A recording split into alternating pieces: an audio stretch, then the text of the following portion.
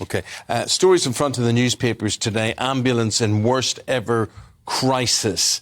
And what they're saying is basically that these ambulances are being used as beds. So you can't get an ambulance because the ambulance has a patient inside, and not only for 2 hours, 4 hours, 10 hours, we're talking about 27 hours, up to 27 hours, sitting parked outside a hospital.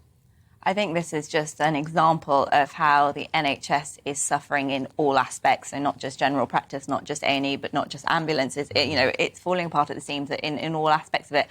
But I suppose if you break it down, when we look at the times for life-threatening ambulance response times, which is what the most important is to most of us, the aims are for it to be 7 minutes response time. At its peak since the pandemic, it's been up to 9 minutes and 35 seconds. So it is longer than we would like, but we're not talking, 27 hours, those kind of things. But still, those extra 2 minutes in a life-threatening condition can mean, life or death. Of course.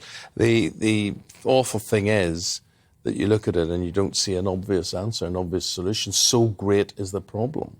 It is. The Department of Health and Social Care have promised some funds to go towards NHS 111 to help improve call times and therefore allow people to know what is an emergency, what should be going to A&E and what can be managed elsewhere. Because ideally, a lot of these things that are going via ambulance to A&E probably don't need to be there.